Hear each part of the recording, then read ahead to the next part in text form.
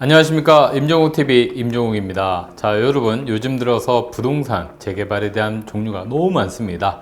자, 공공재개발과 민간재개발을 합쳐서도 그 종류만 해도 정말 많기 때문에 여러분들이 굉장히 헷갈리실 수밖에 없는데, 자, 오늘은 모아주택과 모아타운, 많이 유명하죠. 이거와 또 서울시에서 진행하는 신속 통합기획에 대해서 비교 설명해 드리는 시간 가져보도록 하겠습니다. 잠시 후에 뵙겠습니다.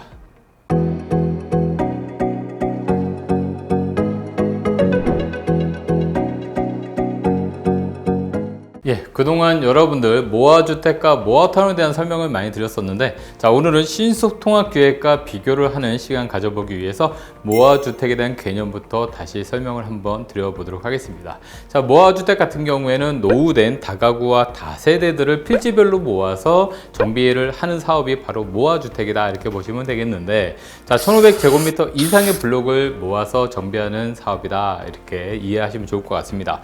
자, 정부에서는 빠른 사업을 진행하기 위해서 속도감 있게 진행하고요. 그리고 또 지하 주차장이라든가 어린이집, 도서관 같은 기반 시설을 협조함으로써 정비 사업을 통해서 소규모지만 대규모 아파트에 부럽지 않은 아파트를 만드는 정비 사업이다, 이렇게 보시면 되겠습니다. 자, 관련 법령은 빈집 및 소규모 주택에 관한 특례법을 적용을 하기 때문에 모아주택과 모아타운에서도 같은 법률이 진행된다, 이렇게 보시면 되겠고요. 자, 모아타운 같은 경우에는 2개 이상의 모아주택을 모으는 겁니다. 자, 여기서는 모아서 간다는 얘기가 계속 나오고 있는데, 다른 정비사업과 조금 차이점이 있다라고 하면, 자, 다른 정비사업은 30년 이상 된 주택들이 약 67% 정도 있어야 정비사업이 진행되지만, 모아주택 같은 경우에는 20년 이상만 된 주택들이 57%, 그러니까 다른 정비사업보다 약 10%가 낮습니다. 자, 57%만 충족된다 하더라도 모아타운에 대해서 정비사업이 시작될 수 있다, 이렇게 보시면 되겠습니다. 자, 모아주택 사업은 위에서 내려오는 방식도 있고 밑에서 주민들이 위로 올리는 방식도 있습니다. 자, 일반적으로 자치구에서 공모를 진행하고요.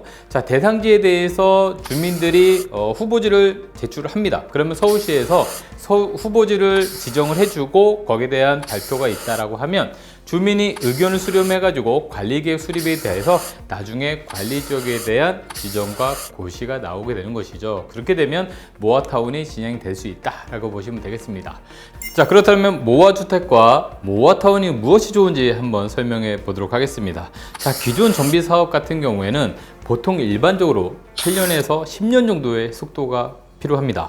자, 이렇게 8년에서 10년이라는 시간은 빠르면 그렇다라는 것이고요. 10년 이상 지속되면서 결론적으로 해제되는 구역도 상당히 많았었죠. 자, 그런데 모아타운 같은 경우에는 가로주택 정비 사업처럼 사업의 속도가 굉장히 빨리 진행될 수밖에 없는 것이 바로 정비 계획에 대한 수립이라든가 또는 추진이 승인이 생략됩니다. 그렇기 때문에 앞에서 보통 2년에서 3년 정도 걸렸던 것이 생략이 되고 바로 조합 설립 인가로 진행이 되면서, 그리고선 사업시 인가로 가기 때문에 매우 빠르죠. 더불어서 관리 처분 인가에 대한 것들이 생략되고 바로 이주와 착공이 들어가서 기존 정비 사업이 대략 10년이 걸렸다면 모아주택 정비 사업은 바로 4년이면 사업이 진행된다, 이렇게 보시면 좋을 것 같습니다.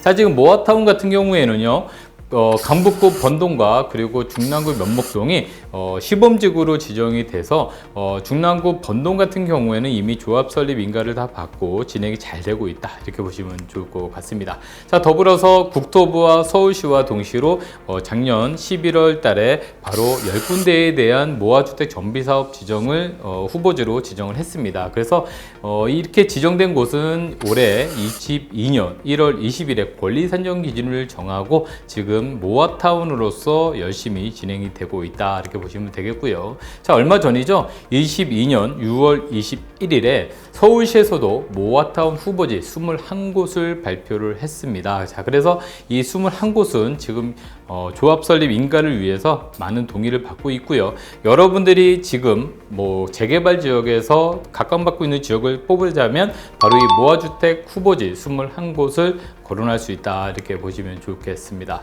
자, 두 번째로는 바로 신속통합기획이 되겠습니다. 신속통합기획은요, 서울시에서 야심차게 시작하는 것인데, 기존에 8년에서 10년 걸린다라는 정비 사업을 모아주택이나 모아타운은 아니더라도 빠른 속도로 진행을 해서 거의 모아타운과 흡사한 정도의 속도로 빠르게 진행하기 위해서 이름조차도 신속통합기획이다, 이렇게 붙였습니다. 자, 이거 같은 경우에는 도시 및 주거 환경 정비법, 우리가 일반 도정법이라고 얘기하는데, 자, 좀 전에 말씀드린 모아주택은 빈집 및 소규모 주택의 특례법입니다. 하지만 이거는 도정법으로 법례가 조금 다르다라는 것을 보실 수가 있겠고요. 자, 신속통합기획으로 작년 12월 28일에 후보지 21곳을 지정을 했습니다. 자, 이렇게 종로구 창신동처럼 재생사업을 진행하던 곳을 재생이 아닌 재개발로서 지정을 하기 위한 정부 후보지를 설정을 했었고요. 눈에 띄는 곳은 공덕동이라든가 바로 이 청파동 같은 경우에 상당히 많이 눈에 띄는 그런 지역이다라고 보시면 되겠습니다.